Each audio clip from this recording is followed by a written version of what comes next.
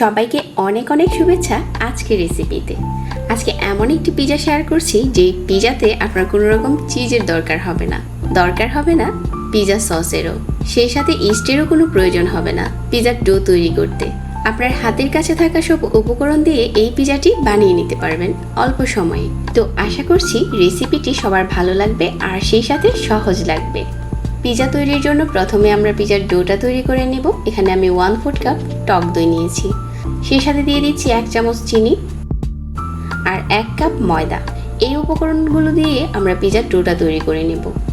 তারপর দিয়ে দিচ্ছি পরিমাণ মতো লবণ। এখন সবগুলো উপকরণ একসাথে করে মিশিয়ে নিচ্ছি। আর এখানে পিজা ডো তৈরি করতে কোনো রকম পানি দিতে হবে না, টক দই দিয়ে আমাদের এই পিজা ডোটা তৈরি হয়ে যাবে। আর এটা কিন্তু ইনস্ট্যান্ট পিজা ডো, এই ডোটাকে আপনাকে অনেকটা সময় ধরে রেস্টে দিতে হবে না। এখন অল্প অল্প করে ময়দা দিয়ে একটা সফট ডো তৈরি করতে হবে। তো আমি একটা সাইডে রেখে দিয়ে আমরা পিজার জন্য হোয়াইট সস তৈরি করে নিচ্ছি। প্যানে দিয়ে দিলাম 20 গ্রামের মতো বাটার। তারপর এখানে 2 টেবিল চামচ দিয়ে দিচ্ছি ময়দা। তারপর এই বাটারের সাথে ময়দাটাকে একটু নেড়ে চেড়ে ভেজে নিতে হবে। তবে এখানে যদি কেউ চান আদা রসুন কুচিটা ব্যবহার করতে পারেন, তবে আমি দিচ্ছি না, আপনারা চাইলে দিতে পারেন কারোর কাছে যদি ফ্লেভার ভালো লাগে। তারপর এখানে 1/2 কাপ দিয়ে দিলাম লিকুইড মিল্কটা দেওয়ার পর ময়দার সাথে কিছুক্ষণ নাড়ার পরেই দেখা যাবে যে আমাদের হোয়াইট সসটা ঘন হতে শুরু করেছে। তারপর এখানে 1/2 চামচের মতো চিলি ফ্লেক্স দিয়েছি আর এখানে 1/4 চা চামচের মতো সাদা গোলমরিচের গুঁড়া দিয়ে দিলাম আর পরিমাণ মতো লবণ। এখন আবারও সবগুলো উপকরণ নেড়ে চেড়ে একসাথে মিশিয়ে নিচ্ছি আর কিছুক্ষণ জাল করে নিচ্ছি। তো আমাদের এখানে হোয়াইট সসটা তৈরি হয়ে গেছে। আর আজকে এই হোয়াইট সসটা দিয়ে আমরা চিজের কাজটা সেরে নেব।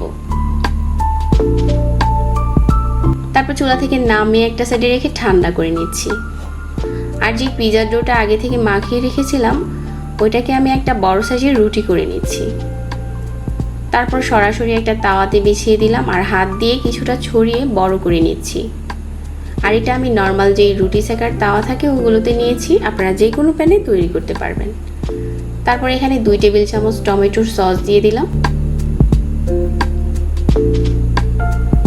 তো আমরা ময়দা দিয়ে যে হোয়াইট সসটা তৈরি করেছিলাম এখন দিয়ে দিচ্ছি সসের উপরে এই হোয়াইট সসটা। উপরে আপনার পছন্দ মতো যে কোনো সবজি দিয়ে পিজাটা সাজিয়ে নিতে পারেন। আমি এখানে কিছু টমেটো কুচি, কিছু ব্ল্যাক অলিভ আর সেই সাথে কিছু পেঁয়াজ দিয়ে সাজিয়ে দিয়েছি যাতে দেখতে একটু সুন্দর লাগে। তো আমাদের এই সিম্পল পিজাটা এখন চুলাতে বসিয়ে দিলাম সরাসরি আর একটা ঢাকনা দিয়ে ঢেকে দিচ্ছি। আর চুলার আঁচটাকে লো মিডিয়ামের মাঝামাঝি রেখে 15 মিনিটের মতো চুলাতে বসিয়ে রাখলে আমাদের এই পিজা তৈরি হয়ে যাবে।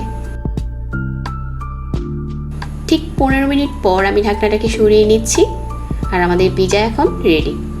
কোনো রকম ঝামেলা ছাড়া এই পিজাটা বাসায় তৈরি করতে পারেন, যে কোনো সময় এই ঝটপট পিজাটা বানানো হয়ে যাবে। তো আশা করছি আমার আজকের রেসিপিও সবার কাছে ভালো লেগেছে। সবাইকে অনেক ধন্যবাদ জানাচ্ছি, সেই সাথে বিদায় নিচ্ছি। আল্লাহ হাফিজ।